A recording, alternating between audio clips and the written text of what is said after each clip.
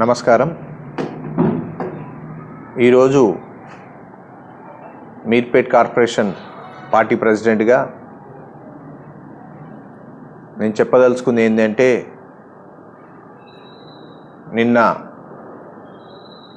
మీర్పేట్ కార్పొరేటర్లు మరియు కోఆప్షన్ వేరే పార్టీకి పోవడం జరిగింది. కానీ వాళ్ళు ఎందుకు పోయిరు, ఏం పోయినరు అనేది వాళ్ళ మనసుకు తెలుసు.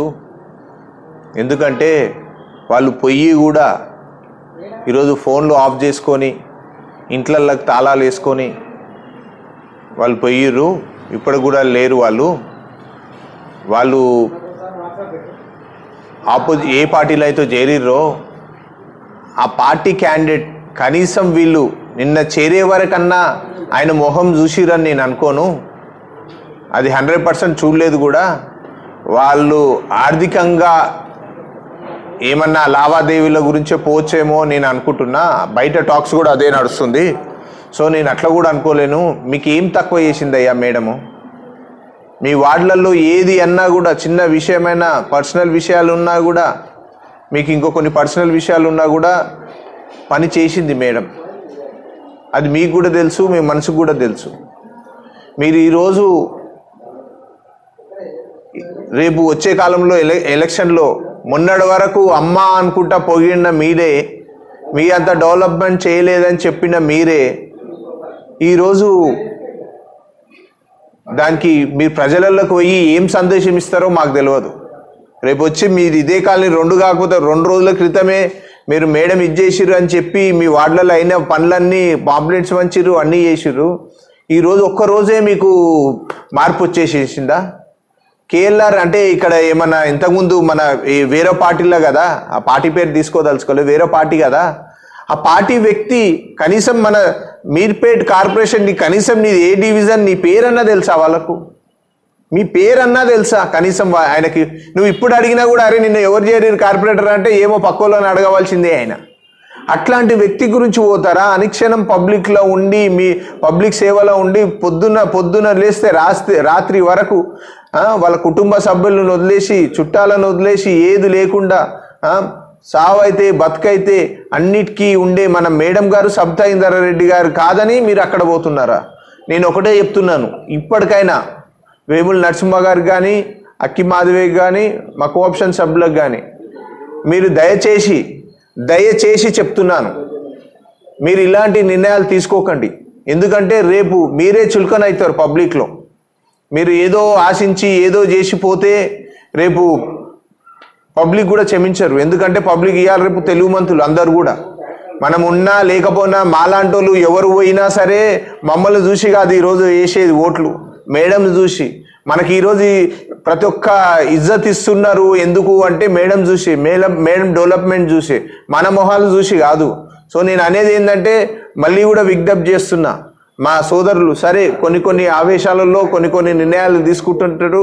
మనిషి అన్నప్పుడు తప్పులు అవుతుంటాయి, కాదనట్లేదు. ఇప్పుడు కూడా చెప్తున్నాను, వేముల నరసింహ గారు కానీ, అక్కి మాధవ్ కానీ, ప్లీజ్ మీరు దయచేసి ఆలోచించండి. 10 సార్లు మీరు డిస్కస్ చేయండి, మీ వార్డులో డిస్కస్ చేయండి, మీ ఓటర్తో డిస్కస్ చేయండి. అరే ఏమంటారు, ఎవరు అని డిస్కస్ చేయండి. అరే గాయన ఎవరో, గాయననా ఈ మేడమా, ఎవరు చేస్తారు డెవలప్మెంట్, రేపు ఏమవుతుందని వాళ్ళతో డిస్కస్ చేసి మీరు పోయేది ఉండే. రాత్రి పోయేసి ఏదో చేద్దామని ఏదో అవుతారు అనుకుంటే ఏది కాదు. నేను మళ్ళొకసారి మా పార్టీ కార్పొరేటర్లకు కానీ, కాంటెస్టేటర్లకు కానీ, కార్యకర్తలకు కానీ అందరు కూడా విజ్ఞప్తి చేస్తున్నాను, మనను ఈ నెల రోజులు కూడా కాదు, ఇంకా 10-12 రోజులు మనల్ని కల్లిబొల్లి మాటలు చెప్పేసి మనకేదో చేయాలని ఆశలు పెడుతుంటారు. ప్లీజ్ చెప్తున్నా, మీరు ఒక్కసారి ఆలోచించుకోండి. 4.5 సంవత్సరాల నుంచి మేడం ఎంత అభివృద్ధి చేసి మనం ఎంత పేరు సంపాదించుకున్నాము. మీరు ఈ 10 రోజులలో మీ వ్యక్తిగతంగా నష్టపోకండి, పేరుని నష్టపోకండి. ఇంకా చాలా ఫ్యూచర్ ఉంది మనకు. మనం మేడమే గెలుస్తుంది, వద్దన్నా కాదన్నా పబ్లిక్ కూడా మేడం వెంబడే ఉన్నారు. సో మేమందరం కూడా ఎవ్వరు పోయినా కూడా ఆధారపడే వ్యక్తులం కాదు. ఎందుకంటే మీకు సింపుల్ ఎగ్జాంపుల్ చెప్తున్నా, ఈరోజు మేము 100 మంది ఉన్నామేమో, లాస్ట్ టైము ఒక 5 మంది 10 మందే ఉండే లాస్ట్ టైం ఎలక్షన్స్లో, అయినా కూడా డబ్బుగా అది ఏది పనిచేయకుండా మేము మేడంని గెలిపించుకున్నారు ఈ ప్రాంత ప్రజలు మహేశ్వర్ నియోజకవర్గంలో. ఈ వచ్చే కాలంలో మేము చేసిన డెవలప్మెంట్లే చాలు మాకు భారీ మెజార్టీ ఇస్తుంది. సో నేను మళ్ళీ కూడా ప్రతి ఒక్క కార్యకర్తకు చేతులెత్తి మొక్కుతున్నాను, ఎవ్వరు కూడా అధైర్యపడకండి. వాళ్ళు ఈరోజు ఈ 10 రోజులే కనిపిస్తారు, తర్వాత కనిపించరు. రేపు మనకు మంచి అయినా చెడ్డైనా మన ఎంబడి ఉండేది మేడమే. అది మీకు తెలుసు, ప్రజలకు తెలుసు, నాయకులకు తెలుసు, కార్యకర్తలకు తెలుసు. సో కార్యకర్తలారా మీరు అధైర్యపడకండి, కాన్సెన్సీ వైజ్గా అధైర్యపడకండి. మేడం మన ఎంబడి ఉంది. మన తల్లి లాంటి అమ్మ లాంటి మన సబితాయిందర్ రెడ్డి వదిలి చాలా మంది మన దగ్గరకు వచ్చి ఇంటింటికి వచ్చి బుచ్చపోల్లాగా అడుగుకుంటున్నారు. వాళ్ళు బుచ్చపోల్లాగా ఇంటింటికి వచ్చి డబ్బు ఆశ చూపించి అడుగుతున్నారు.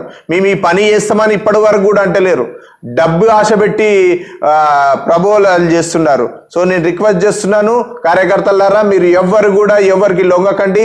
రాబోయేది మన మేడమే, రాబోయేది మన బీఆర్ఎస్ ప్రభుత్వమే. వచ్చాక మనది ఏమున్నా కూడా మన ప్రాంతం అభివృద్ధి కోసం మీరందరూ కూడా మేడం ఉండాలని కోరుకుంటూ ఇక్కడికి వచ్చిన ప్రతి ఒక్క మిత్రునికి మరొకసారి ధన్యవాదాలు చెప్తుంచు. జై తెలంగాణ, జై సబితమ్మ.